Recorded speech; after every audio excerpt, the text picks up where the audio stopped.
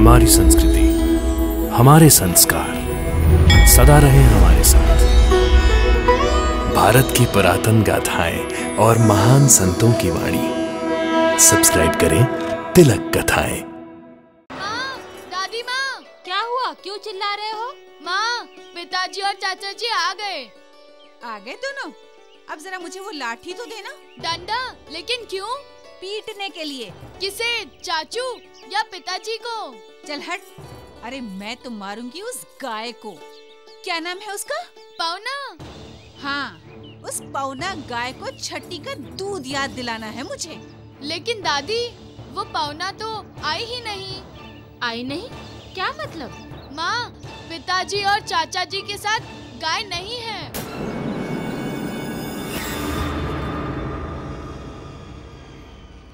सदाशिव, गाय कहाँ है? वो क्या है माँ? वो गाय हमारे साथ आने को तैयार नहीं थी, इसलिए उसे लेकर नहीं आए। अब मैं तुमसे क्या कहूँ? तुमने उसके लिए 5,000 रुपए दिए थे।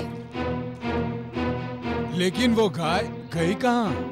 वहीं जहाँ पहले थी, जानकी के पास।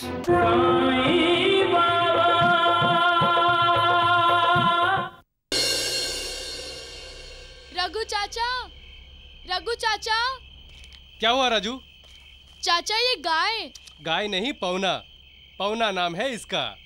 पौना तो कुछ खाने के लिए तैयार ही नहीं। इधर दो, खाओ पौना, खाओ। रघु चाचा, पौना तो रो रही है। क्या हुआ पौना? अरे ये सब नाटक कर रही है, नाटक। मार खाएगी ना तो ठीक हो जाएगी। नहीं माँ, माँ।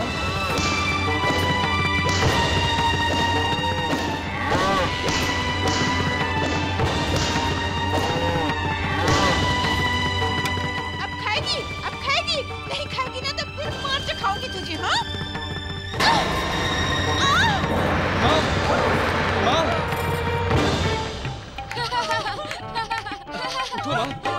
माँ, दादाजी, पिताजी।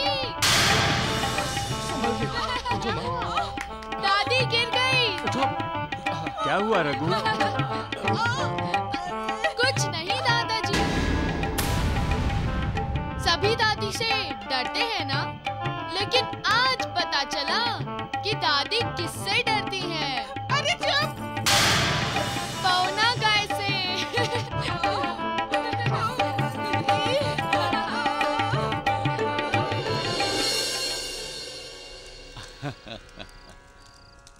महालसापति, कौन कहता है कि बेजुबान जानवरों का मन नहीं होता?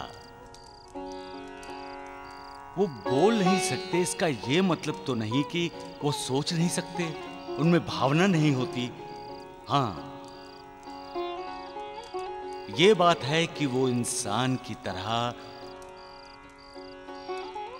बुद्धिमान नहीं होते,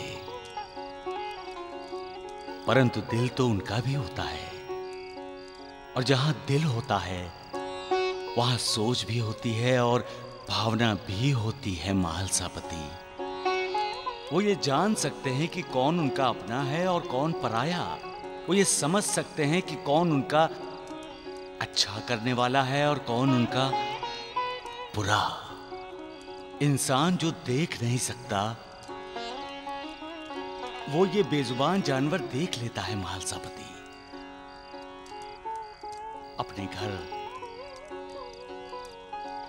या अपने घर के मालिक पर कोई मुसीबत आने वाली होती है तो इसका एहसास इन बेजुबान जानवरों को पहले से ही हो जाता है और वो बेचैन हो उठते हैं। अपने मालिक को सावधान करने की हर कोशिश करता रहता है।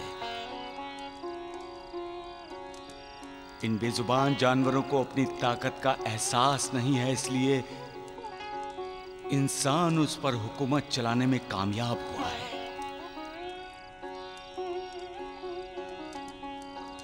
मालिक ने जो कलाएं हमें दी हैं वो इन बेजुबान जानवरों को नहीं दी हैं। इसलिए वो कमजोर है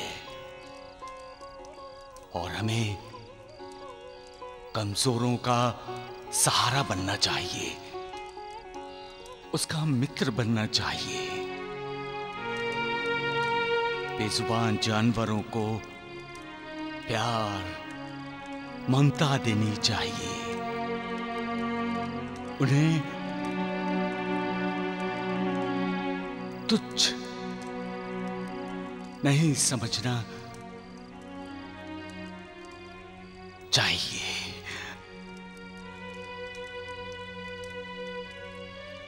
सबका मालिक एक।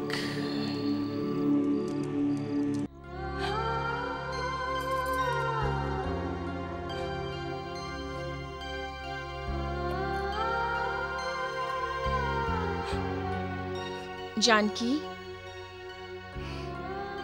जानकी, चलो अब तुम भी आ जाओ, जल्दी से खाने के लिए बैठ जाओ। मुझे भूख नहीं है माँ। पागलपन मत करो जानकी। तुम खा लो माँ, मुझे भूख नहीं है।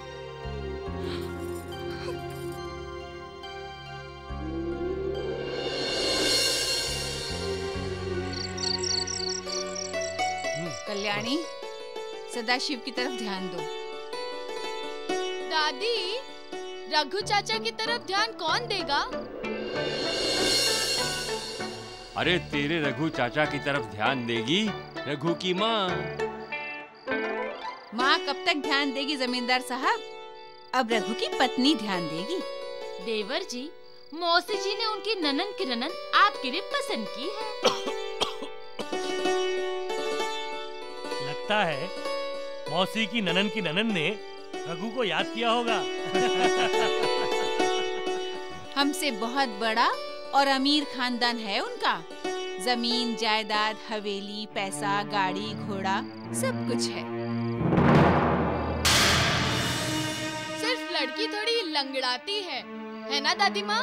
चुप कर, अपने बाप के बाप का बाप बनने की कोशिश मत कर।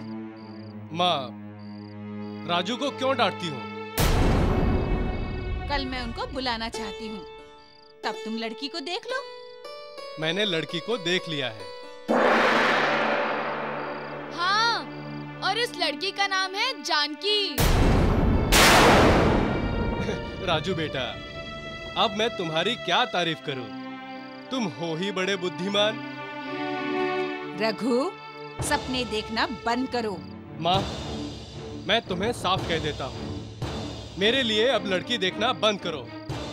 मैं किसी दूसरी लड़की से शादी नहीं करूंगा।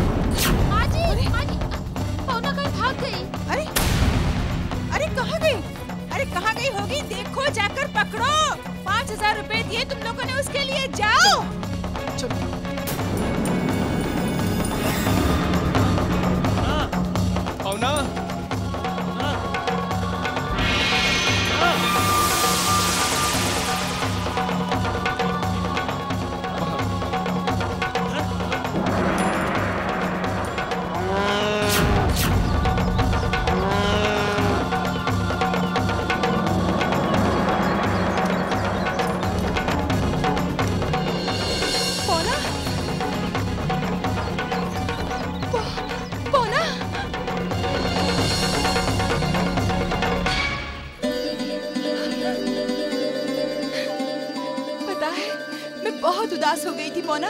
माँ, पिताजी जल्दी आइए, देखिए पौना आ गई।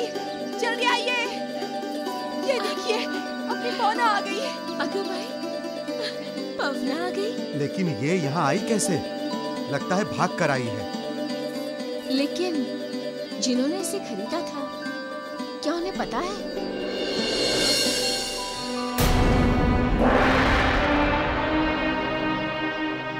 नमस्कार। नमस्ते। आप पिताजी, इन्होंने ही पौना को खरीदा है। आइए श्रीमान जी, बैठिए।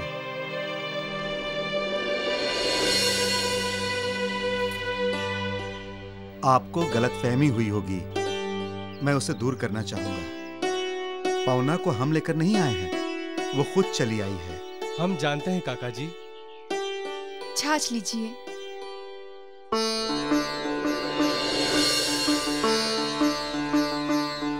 पौना ने आपको बहुत दौड़ाया है शायद। पौना, तुम बहुत शरारती हो, अब जाओ इनके साथ। अरे ना से काम नहीं चलेगा, तुम्हें तो चलना ही पड़ेगा। क्यों रघुराम? हाँ हाँ, तो लेके चलिए। चलो फिर।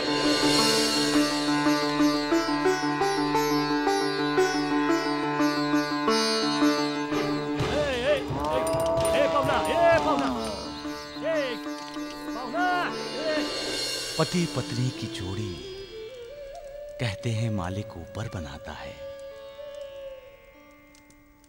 लेकिन शादी नीचे धरती पर होती है। पति पत्नी दोनों एक दूसरे के लिए होते हैं, एक के बिना दूसरा अधूरा होता है। ये तो जन्म जन्म का नाता है, जन्म जन्म का रिश्ता है। चाहे दोनों दुनिया के अलग अलग कोने में क्यों ना हो, चाहे अमीर हो या गरीब हो, दोनों का मिलन अटल है।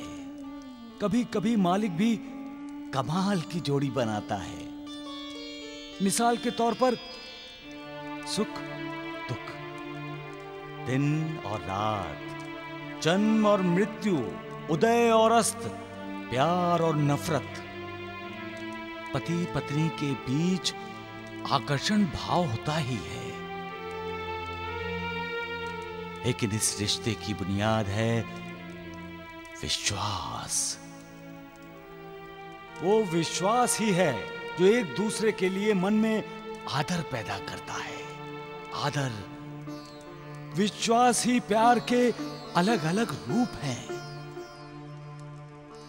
पति पत्नी की वजह से ही तो घर परिवार बनता है, और अलग परिवारों के समूह से समाज।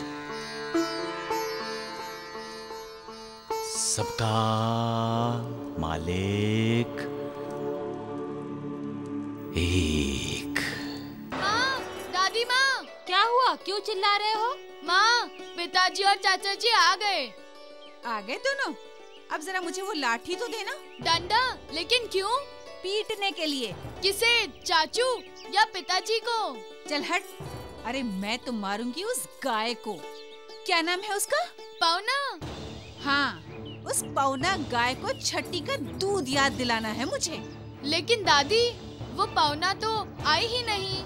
आई नहीं? क्या मतलब? माँ, पिताजी और चाचा जी के साथ गाय नहीं है।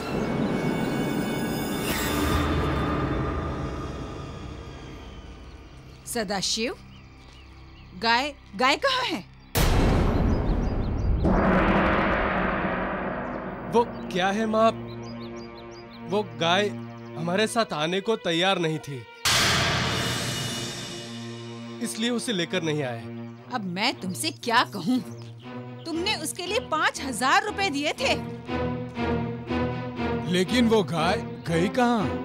वहीं जहाँ पहले थी, जानकी के पास। चाचा। क्या? फिर आपको जानकी को भी लेके आना चाहिए था ना, मेरी चाची बनाकर, तो पौना भी उनके साथ आ जाती थी। इरादा तो मेरा भी यही है राजू, पर तुम्हारी दादी माँ है ना बोल रही है। माँ को कौन समझाए?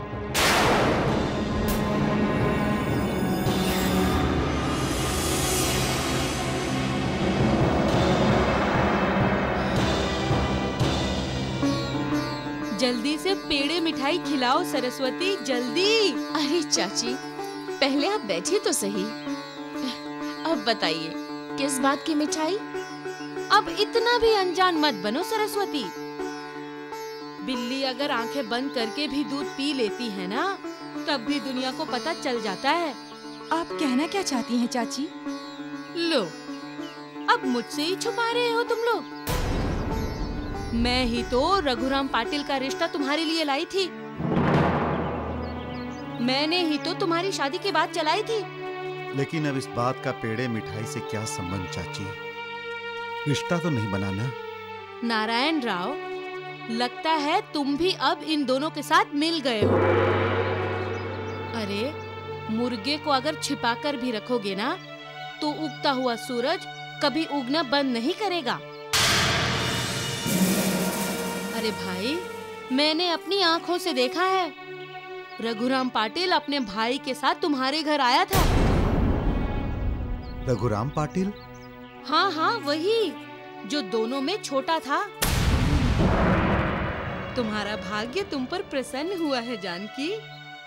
उसकी माँ ने तो साफ इनकार कर दिया था, लेकिन लगता है रघुराम पाटिल ने तुमको खूब पसंद किया है, तभी तो आया था यहाँ। सरस्वती, मेरे तो कानों में शादी की शहनाई भी सुनाई देने लगी है। ये लो, पूरे 5000। अब पवना हमारी हुई। जब कुछ होना होता है महालसापति, तो वैसी ही घटनाएं घटने लगती हैं। और बाबा, जब मालिक खुद साथ हो तो? तब इंसान का उद्धार होता है सगुण। लेकिन मालिक कब साथ में होता है बाबा? नूरबाजी, जो इंसान अपना फर्ज निभाता है, मालिक उसके साथ होता है।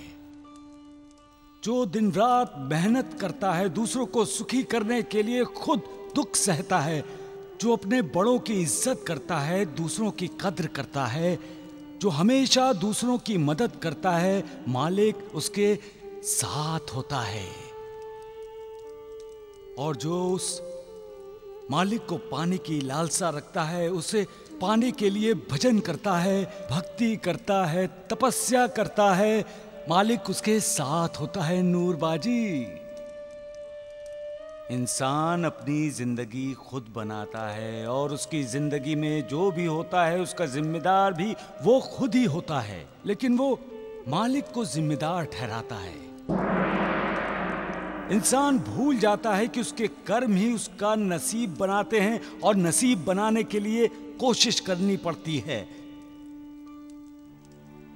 जो कोशिश करता ही नहीं, वो जिंदगी में कुछ नहीं कर पाता। फिर वो मालिक को कैसे पाएगा? सबका मालिक एक। वाह मालिक वाह, तुम्हारा बनाया हुआ इंसान विकारों के अधीन होता ही रहता है। अपनी खामियों के लिए, अपनी कमजोरियों के लिए दूसरों को कसूरवार ठहराने की आदत ही पड़ गई है उसे। कुछ नहीं करता मैं, फिर भी लोग अपने भले बुरे के लिए मुझे ही जिम्मेदार मानते हैं, मुझ पर ही उंगली उठाते हैं। कब बदलेगा इंसान और कब बदलेगी उसकी ये आदत? कब जानेगा वो कि उसकी की गई गलतियां छिपी नहीं रह सकती। वो कितना भी अपने दोषों को छुपा ले, उसके दोष छुपे नहीं रह सकते। लोग एक बार फंस सकते हैं, 2 बार फंस सकते हैं, 3 बार फंस सकते हैं, चौथी बार तो नहीं फंसेंगे ना मालिक। इसलिए इंसान को अपने में तब्दीली लानी चाहिए, सुधार लाना चाहिए, गलतियां दोहराना नहीं चाहिए। परंतु यहाँ तो हर कोई अपने आप को ज्ञानी विद्वान समझता है, उसका अहंकार उसे अपनी गलतियां सुधारने ही नहीं देता। और फिर जब कोई उस पर उंगली उठाता है तो वो मुझे जिम्मेदार मानता है, मुझे।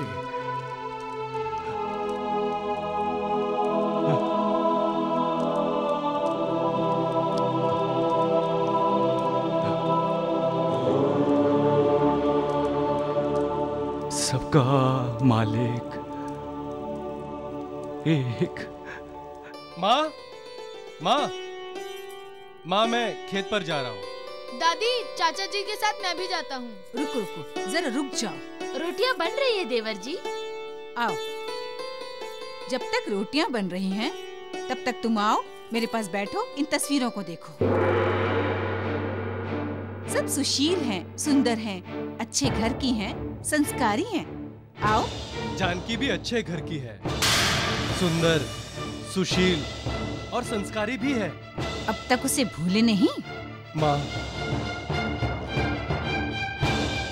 जो दिल में बस गई हो, उसे कोई कैसे भूल सकता है? मैं उसे ही अपनी घरवाली बनाना चाहता हूँ माँ। मुझे दूसरी किसी भी लड़की में कोई दिलचस्पी नहीं है। माँ, मेरी शादी जानकी से करा दीजिए माँ, नहीं तो मैं जिंदगी भर शादी नहीं करूंगा, कवारा ही रह जाऊंगा उम्र भर।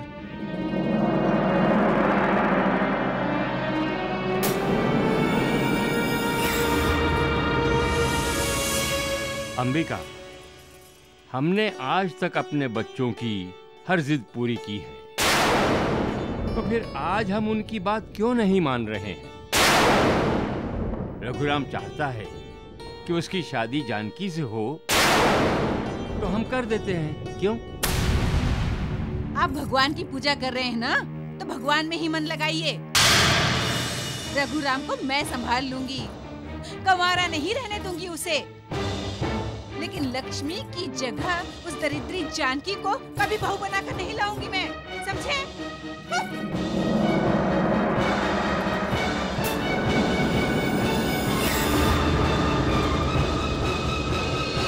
हे भगवान, अंबिका को सद्बुद्धि दो, मेरे सुखी परिवार में कड़वाहट मत आने दो भगवान। अपना आशीर्वाद सदा हमारे साथ रखना।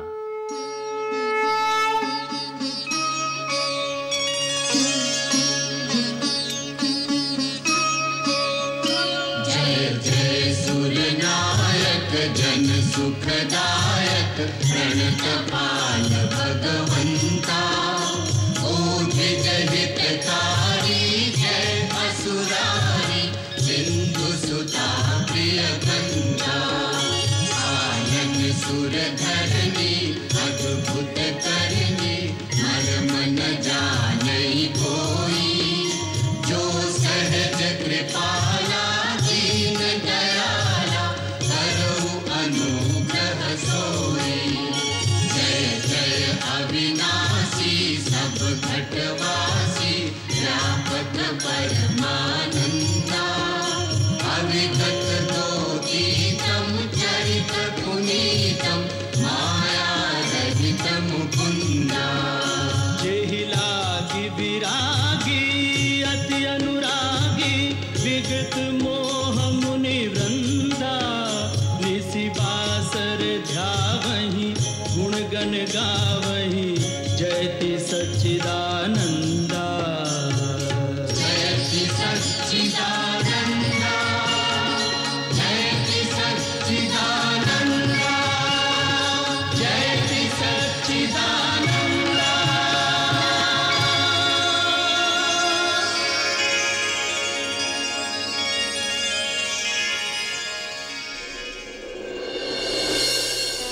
भगवान का आशीर्वाद सदा अपनी संतान के साथ होता है। मालिक कभी शाप नहीं देता, कभी बद्दुआ नहीं देता, वो देता है तो सिर्फ दुआ। इंसान जो भी भुगतता है वो उसके किए गए अपने कर्मों का फल होता है। जब अच्छे दिन आते हैं तो इंसान समझता है कि ये उसने कमाए हैं, और जब बुरे दिन आते हैं तो वो मालिक को कोसता है। क्यों?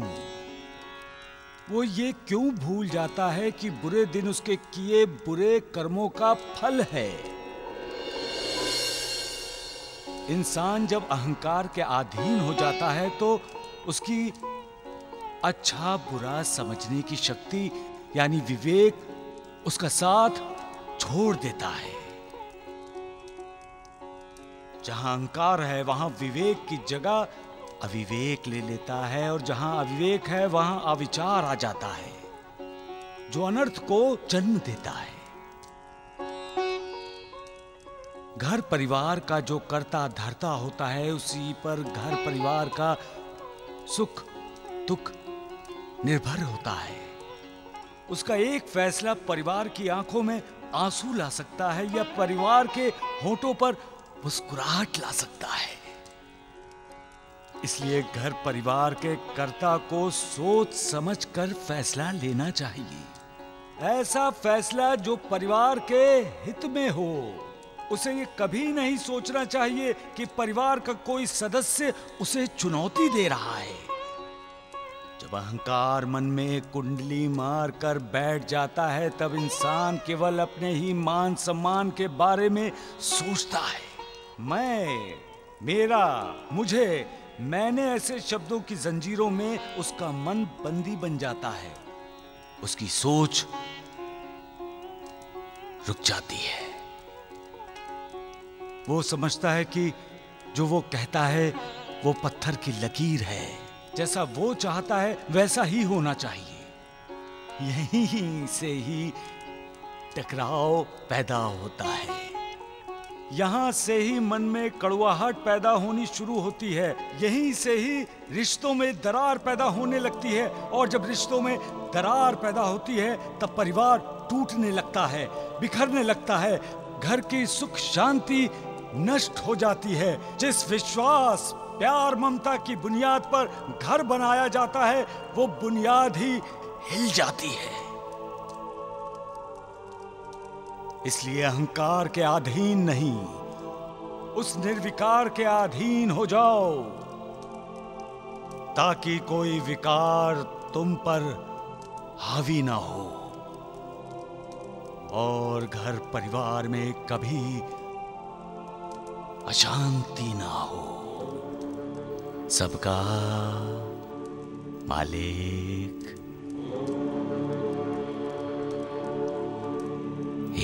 मेरा पूरा विश्वास है बाबा कि सब करने कराने वाले आप ही हैं। सब कुछ आपकी ही इच्छा पर निर्भर करता है। आपके चाहने और न चाहने पर ही इस दुनिया में घटनाएं बनती हैं और बिगड़ती रहती हैं। रिश्ता तो बना नहीं, तो फिर रघुराम जी से बार बार मुलाकात क्यों हो रही है बाबा? मैंने स्वयं को आपको समर्पित कर दिया है, क्योंकि ये जिंदगी आप ही की देन है। अब आप मेरी जिंदगी के बारे में जो भी फैसला करेंगे मुझे मंजूर है।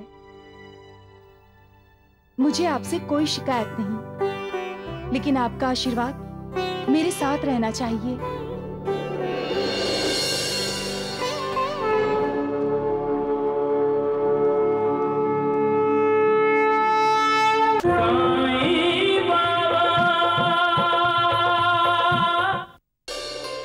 मालू दीदी, मालू दीदी। अरे जानकी, तुम बाहर क्यों खड़ी हो? अंदर आओ। सब कुशल मंगल तो है ना? हाँ मालू दीदी, सब कुशल मंगल है। अच्छा बताओ, कैसे आना हुआ? मालू दीदी, आपके यहाँ के जो रघुराम पाटिल जी है ना, आप उन्हें ये 5,000 रुपए लौटा दीजिए। रघुराम को? हालात की वजह से हमें हमारी पौना गाय बेचनी पड़ी। अब पौना भी उनके घर से भागकर हमारे घर वापस चली आई है, तो 5,000 रुपए तो लौटाने ही चाहिए ना। जानकी, तुम तो हीरा हो, हीरा। अंबिका मौसी ने तुम्हें ठुकराकर गलती की है। अरे कहाँ जा रही हो? अब आई हो तो खाना वाना खा के जाओ। नहीं मालू दीदी, खाना तो मैं साथ ही लेकर आई हूँ। बहुत लंबा रास्ता है। शाम होने से पहले पहले मुझे गांव वापस लौटना है। बस आप ये 5,000 रुपए रघुराम जी को लौटा दीजिए। पैसा अच्छे अच्छे लोगों की मति भ्रष्ट कर देता है मालसापति। पैसे के लिए इंसान मालिक के साथ भी विश्वासघात करने को तैयार हो जाता है। लेकिन जो सच्चा है, सत्य की राह पर पैसों को जरूरत से ज्यादा अहमियत देता भी नहीं। गरीबी में भी उसका मन साफ रहता है। गरीबी में भी मालिक को नहीं भूलते। कुविचार अविचार उनके पास भटकते भी नहीं। वो लोग अपने हालात के लिए कभी मालिक को दोष नहीं देते, बल्कि हालात से लड़कर अपने हालात सुधारने का प्रयास करते हैं। ऐसे ही इंसानों का मालिक पर अटूट विश्वास होता है।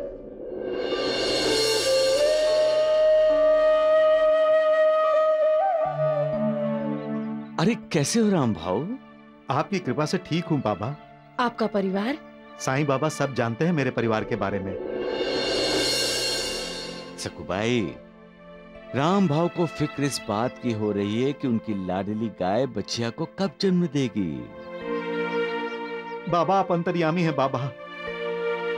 लेकिन इसमें इतनी बेचैन होने वाली कौन सी बात है राम भाव? बहन, मेरी गाय बच्चा देने वाली है, लेकिन उसके गर्भ में बच्चा नहीं ठहर रहा है। राम भाऊ, तुमने महालसापति से इलाज करवाया?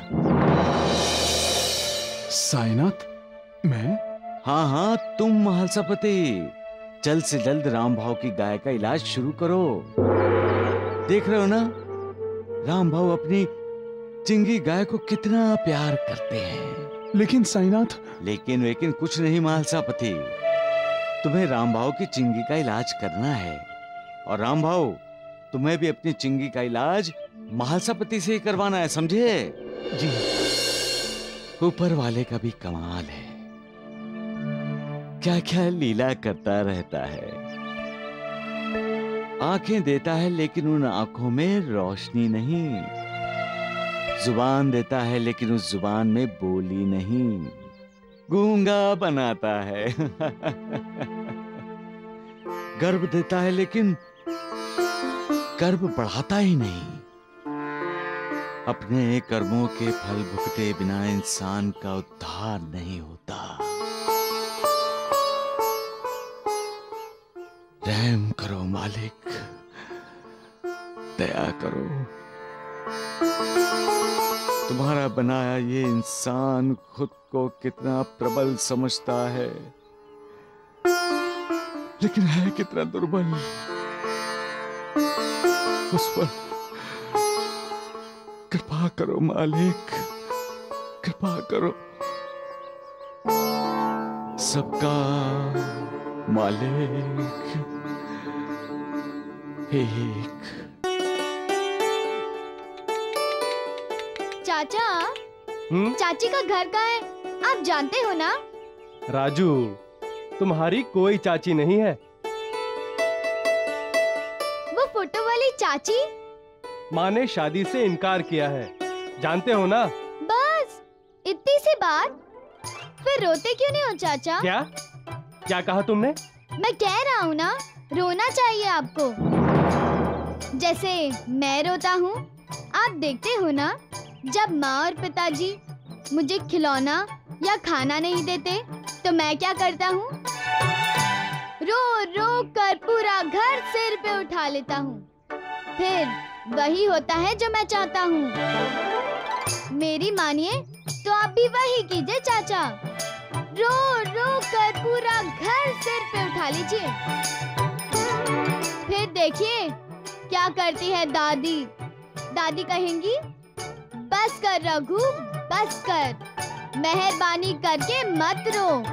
तेरी शादी जानकी से ही होगी, उसी से करवा दूंगी मैं। बस अब चुप हो जाओ।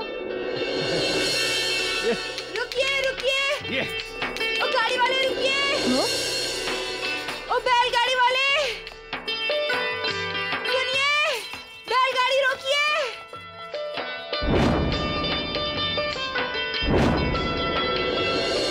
ओ बैलगाड़ी वाले। रघु चाचा, बैलगाड़ी रोको, रोको बैलगाड़ी, रोको चाचा।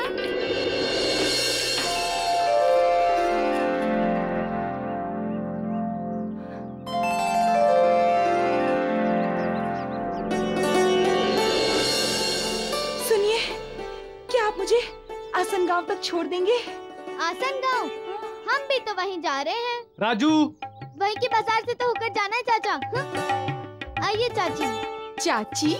चाचा की पत्नी चाची।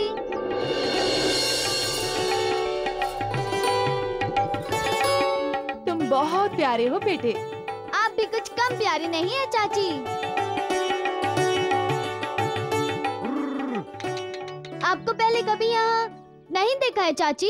मैं वडगांव गई थी और अब अपने आसन गांव वापस लौट रही हूँ। कहीं वडगांव में आपका ससुराल तो नहीं है ना चाची? मेरी अभी तक शादी नहीं हुई है बेटे। तो हो जाएगी। मैं भविष्य देख सकता हूँ। आपकी शादी जल्दी ही होगी। मैं रोटी, भाखरी और चटनी लाई हूँ साथ में। खाओगे? हाँ, आप खिलाएंगी तो क्यों नहीं खाऊंगा। ये लो। लीजिए।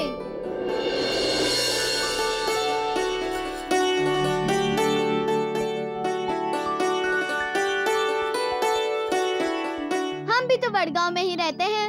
अच्छा, वहाँ रघुराम जी पाटिल भी रहते हैं ना?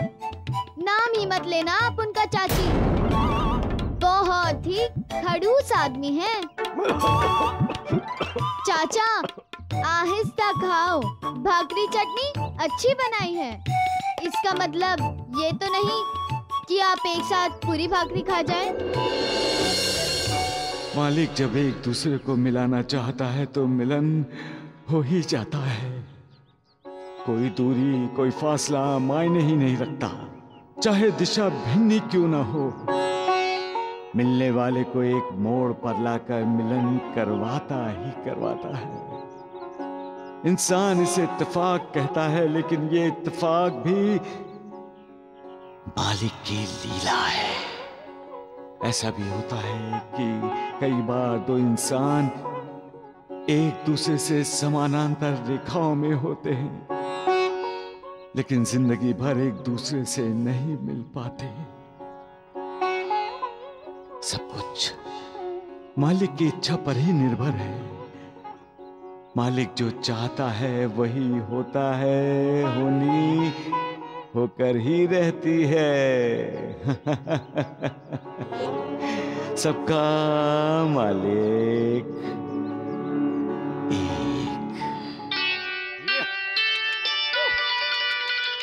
आसन गांव आ गया। तुम अच्छे बच्चे हो बेटे। धन्यवाद। तुम्हारा ये नौकर भी बहुत अच्छी गाड़ी चलाता है। नौकर?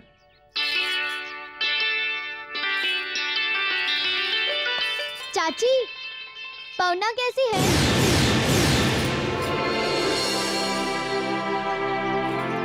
पौना? तुम पौना को कैसे जानते हो? अब बोल।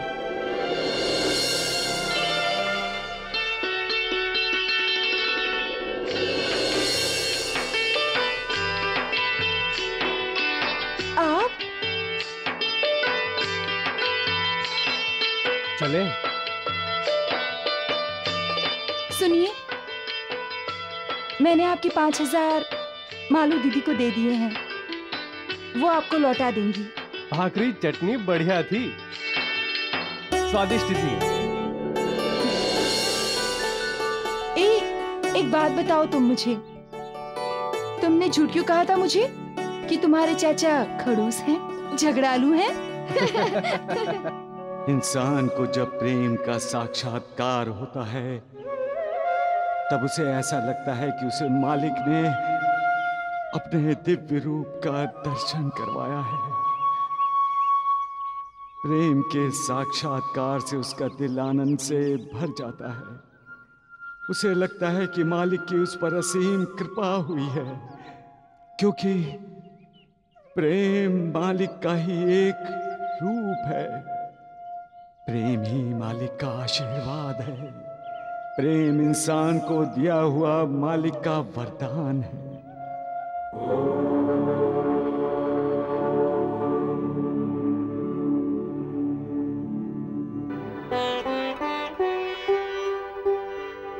मेरा पूरा विश्वास है बाबा कि सब करने कराने वाले आप ही हैं। सब कुछ आपकी ही इच्छा पर निर्भर करता है।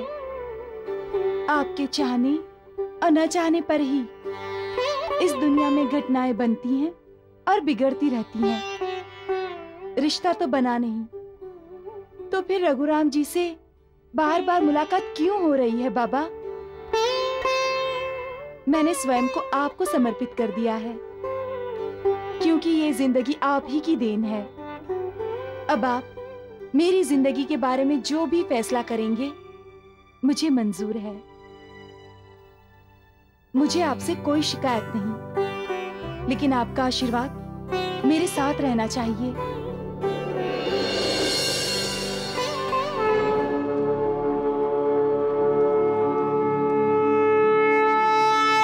कहाँ थे तुम अब तक?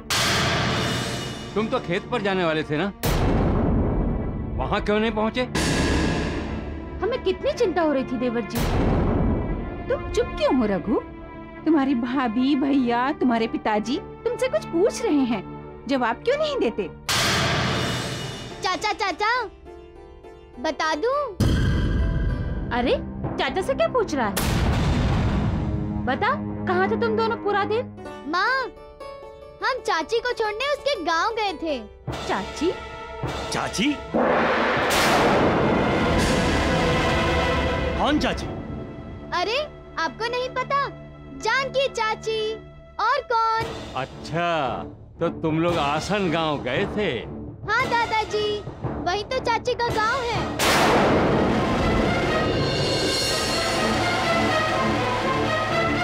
रघु,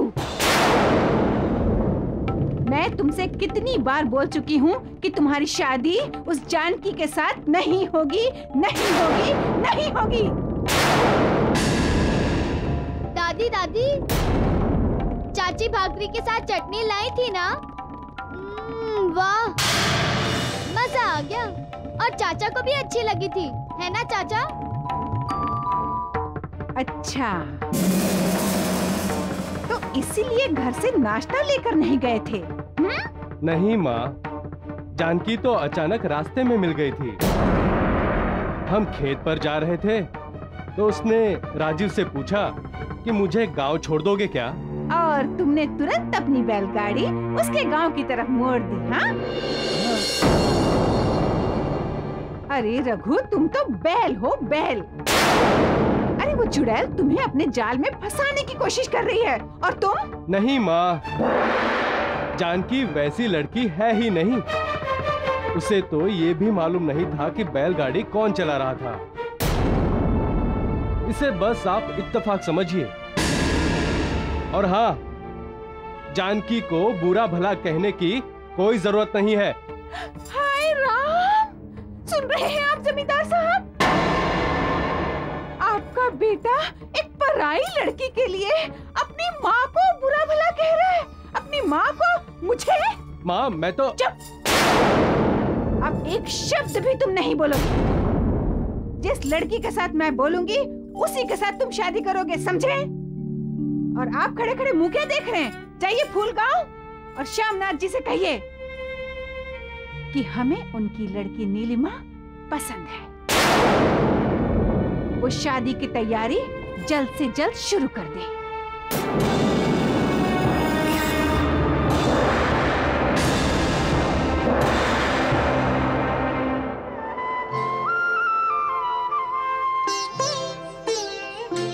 ओम जय साईनाथ, जय साईनाथ। आदि न अंत तुम्हारा, तुम्हें श्रद्धा नमन हमारा। ओम जय साईनाथ, जय साईनाथ। आदि न अंत तुम्हारा, तुम्हें श्रद्धा नमन हमारा। धरती पर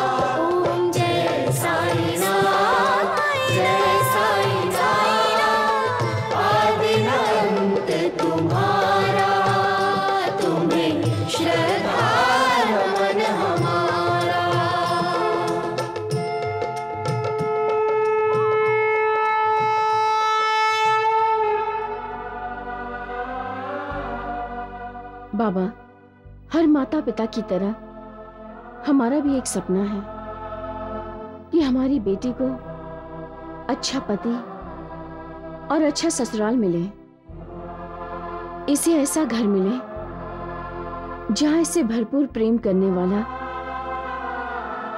इसे सुखी रखने वाला पति मिले।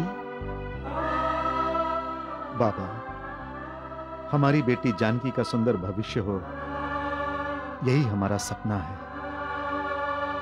आपकी कृपा इस पर बनी रहे, बस मैं आपसे इतना ही मांगता हूं। बाबा, मन में एक तूफान आया है और मैं उससे डर गई हूं। ऐसा लग रहा है जैसे उस तूफान में मेरी जिंदगी की कश्ती डूब रही है। क्या ठीक है, क्या नहीं, मैं समझ नहीं पा रही हूं। मेरा मन अब मेरे कब्जे में नहीं है, वो तो रघुराम पाटिल का हो गया है। आपसे मेरी प्रार्थना है, आप ही मेरी जिंदगी की कश्ती को किनारे पर लगाइए। मैं आपकी शरण में आई हूं बाबा, कृपा कीजिए। इस दुनिया में सबसे पवित्र भावना है प्रेम, क्योंकि प्रेम में ही विश्वास, श्रद्धा और भक्ति है।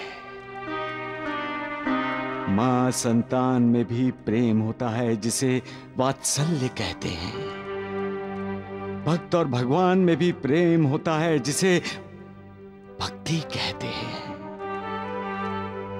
पति और पत्नी में भी प्रेम होता है जिसे श्रद्धा कहते हैं। भाई और बहन में जो प्रेम होता है उसे विश्वास कहते हैं। प्रेम और आकर्षण में फर्क है। आकर्षण प्रेम की पहली सीढ़ी है। आकर्षण में भक्ति की जगह आसक्ति का निर्माण होता है। तब वहां प्रेम की पवित्र भावना नहीं रहती। प्रेम के बिना ये दुनिया व्यर्थ है। प्रेम के बिना हमारा जीवन नीरस है। प्रेम एक दिव्य अनुभूति है, सुंदर अनुभव है। प्रेम ही मालिक का खूबसूरत निराकार रूप है।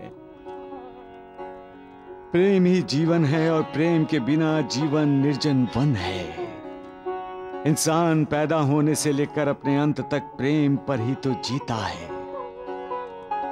प्रेम एक ऐसी अलौकिक भावना मालिक ने पैदा की है जो अनुपम है, जिसकी बराबरी कोई भी भावना नहीं कर सकती। प्रेम में ही करुणा है, प्रेम में ही ममता, प्रेम में ही आनंद है, प्रेम में ही सुख। प्रेम ही इंसान को संतोष, समाधान देता है। प्रेम ही इंसान को निश्चिंत कर देता है। प्रेम ही इंसान का सुरक्षा कवच है। प्रेम ही मालिक है सबका।